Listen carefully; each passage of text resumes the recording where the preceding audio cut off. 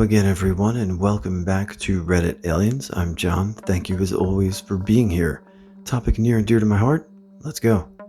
To all former or current military, what's the scariest incident that happened to you while on deployment that wasn't combat related? Please remember to like, share, comment, and subscribe. Honestly, something different than all the comments so far. I was a young E2 at my first duty station. My buddy Rem had a huge drinking issue and was basically an alcoholic. One Saturday night, he got absolutely wrecked to the point I was legitimately concerned he was about to die. It was around 2 a.m., and I found him delirious in the barracks hallway. He clearly needed help, and I wasn't equipped to give it to him, so I pulled out my phone number chart and dialed our platoon sergeant. Kudos to that guy. He was there for his soldiers, didn't give any lip for calling and showing up immediately, and got Rem to the hospital. I know it sounds silly, but I was scared of both Rem dying and also calling an E7 at 2 a.m. I was deployed to Afghanistan, and a civilian cargo plane took off, but they hadn't secured their load correctly. The entire load shifted, causing the engine to stall out, and the plane crashed in the middle of the forward operating base, killing the entire crew. I was right by where it crashed, scared the shit out of me. Luckily, it didn't land on anyone else, but it was a pretty tragic thing to witness. Since we were in a combat zone, everyone initially thought it was an attack, but it turns out it was just a terrible mistake. I watched 4 friends force-feed this 20-year-old girl alcohol till she could barely remember her name, then attempt to gangbang her. This 100% would have ended in rape. I'll add they were all married, too. I was able to distract and keep the party going long enough for another friend to come and shut the party down and kick out everyone. Then, bring the girl back to her room. She had no idea what we did for her that night. Still doesn't. Army strong. Potential steam line rupture on a nuclear carrier. Ended up being in a bad system clearance. Think lockout, tagout for an OSHA equivalent. That cross-connected the 2 reactor steam plants via the catapult system, which had an open 2-inch drain line opened and allowed number 1 plant steam to dump into number 2 plant. Scramming the reactor and shutting the steam stops the plant keeps filling with steam is a scary thing. Brother told me the biggest wake-up call was they were secured for the night, artillery, trenches dug, and guards posted. Each trench had a claymore positioned a few meters away facing out as extra defense. Morning comes, they pack up, ready to move, to find a number of claymores had been turned around to face the trenches. Iraq, 2003. We'd had just taken over security operations on the ASP in Mosul. Our command group decided that it would be a good idea to house us in a metal barn on the ASP. The ones that were surrounded by storage bunkers for the ammunition and explosives, and which we were now storing the turned-in explosives. Field engineers were working daily to detonate any materials that were deemed too unstable to reuse. This was on a pretty regular schedule, something like 1,100 and 1,800 hours. We'd be notified in advance of such occurrences. For the week leading up to the incident, our guards were reporting spontaneous brush fires around the perimeter of the ASP. Yep. You can see where this is going. We'd just come off of patrol and guard during the day and were bunking down to begin rotations on night shifts. It was just before noon and we were desperately trying to get some sleep. We heard a soft explosion, one that wasn't expected. Most of us didn't react because the engineers were doing engineer things. Then another explosion. Boom, boom. Followed by the trickle of particles raining down on the tin roof of our barn. Moments later, our PSG ran in and yelled, "Everyone evacuate now."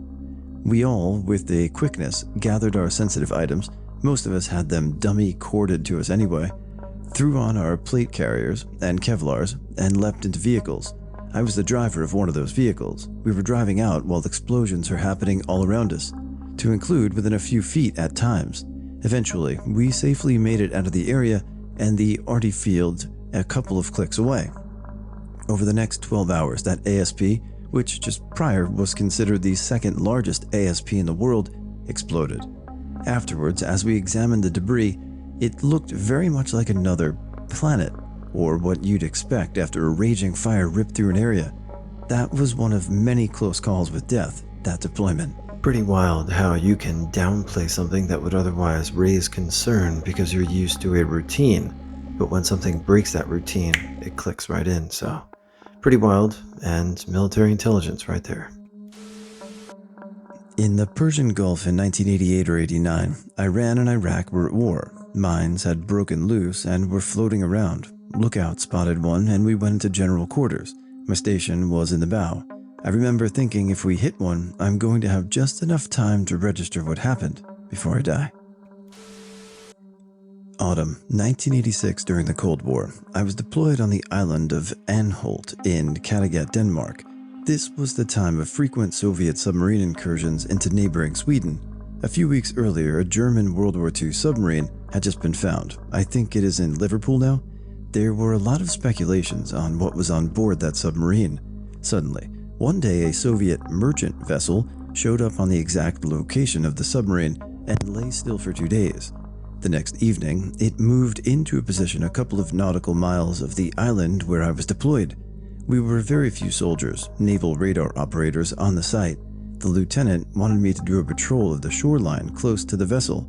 He also refused to provide me with a weapon, citing that he didn't want me to shoot any tourists by mistake.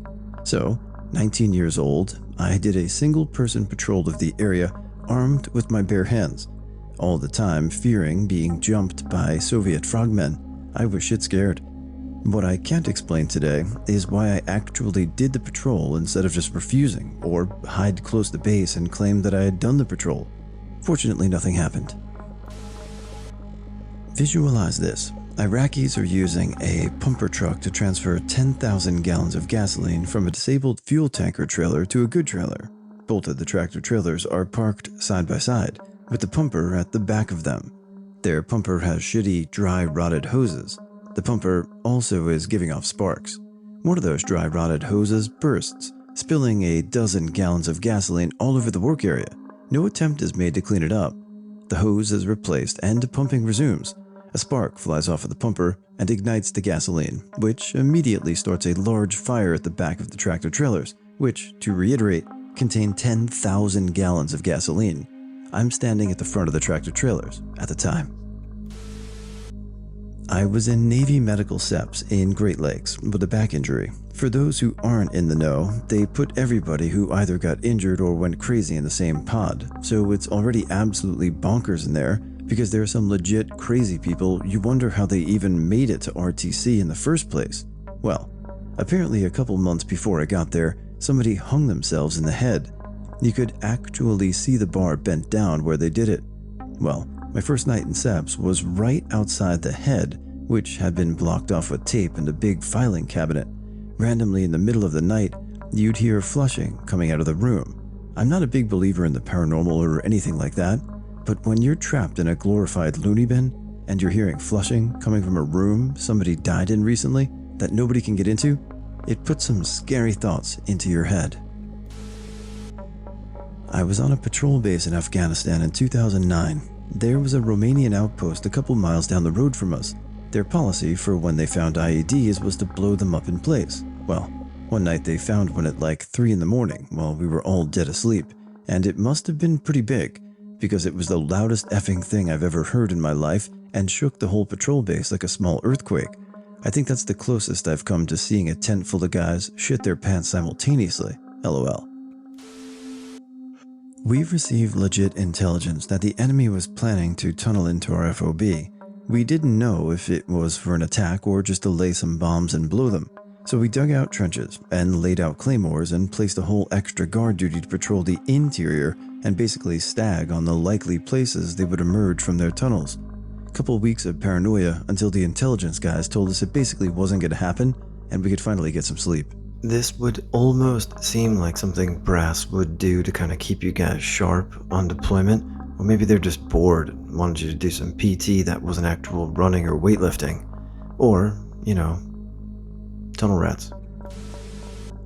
Late November 2002, Bahrain. Me and a shipmate were heading to the Gold Suck. As we get to the taxi stand, we run into the star of the story, Ensign Moron. This guy had somehow missed the captain's van and a trip to the hookah bar. He asked if he could go with us. We agreed. This was our first mistake.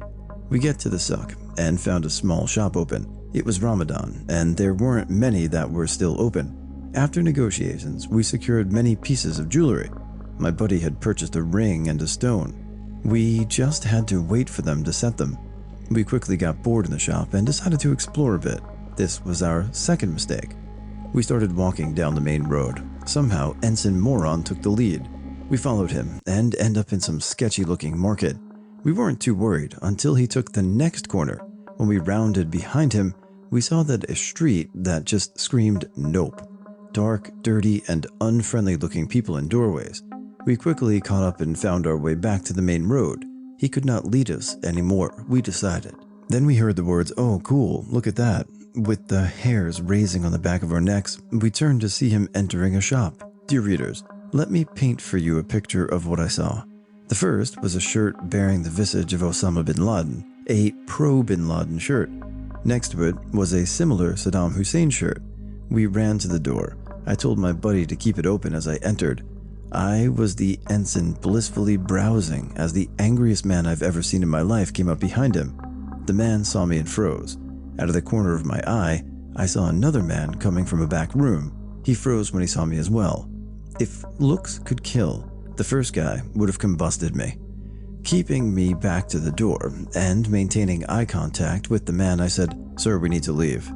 He began to protest, and I said more forcefully, "Sir, we need to leave now." Dejectedly, he started to leave, and I backed out of the store after him. At this point, we took no chances. We kept him between us and made for the shop. We sat patiently waiting for my buddy's ring and got the first taxi back to base. We split up at the Desert Dome, and I made for the bar. After 16 double-shot Red Bull and vodkas, wow, I went back to my boat to sleep. The next day I woke at noon. I was certain I'd be in the shit. I made my way to the mess deck and sat with some friends. I hadn't said anything when a nuke senior chief came over. He placed a hand on my shoulder and said, "We heard." I buried my face in the hands as the tension released. The whole sub had heard the tale by then. We were all certain that Ensign Moron was destined for an infamous Al-Qaeda vid if it weren't for my buddy and myself, and Ensign Moron earned his nickname much to our XO's ire.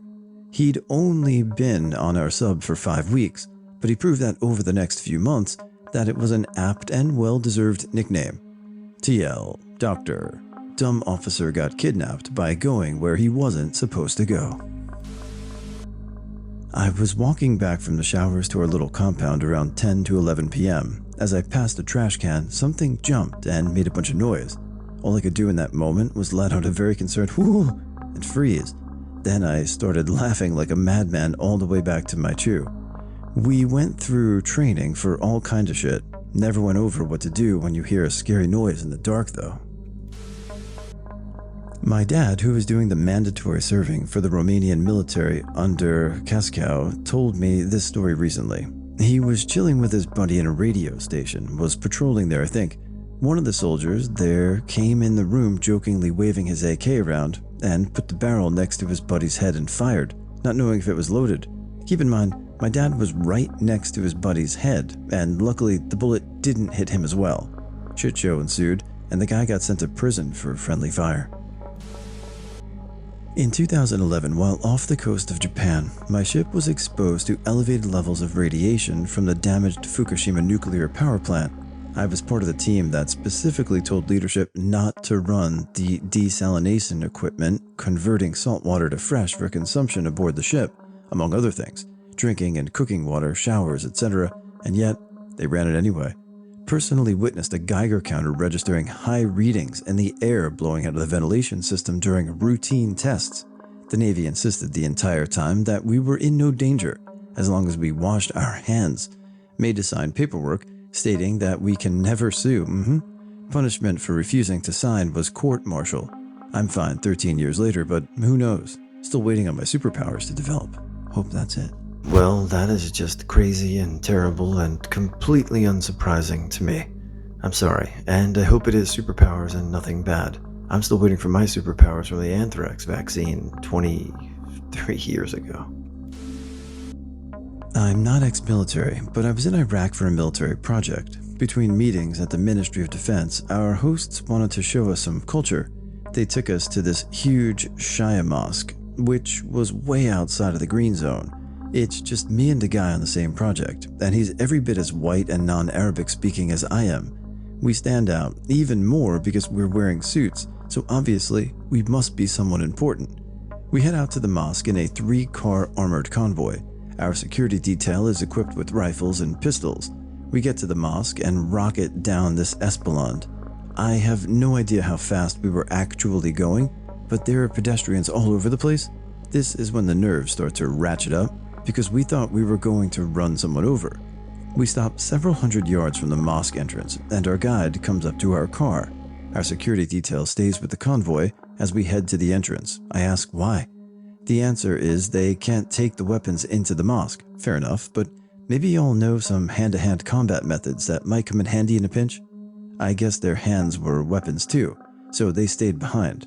Nerves escalate a bit more. It's 115 degrees, and we're sweating for multiple reasons at this point. Right outside the entrance, the guide starts to tell the story of the mosque, and ever so slowly a crowd starts to build around us until we are completely surrounded. There's lots of wild gesticulating and a tone of voice that suggests hostility, though they could have just been asking where to have lunch. My colleague is getting worried and wants to head back to the car, but I notice that all the attention is on the guide and not us. Something clicks, and I lean over and tell my colleague that they're probably just mad at the guide about something. And that's when the tension broke, as the guide smiled and said, "Yes, they think I am telling the history wrong and want me to tell their version of the history to you." And that was how we ended up with about 30 tour guides for a visit to the largest Shia mosque in Iraq.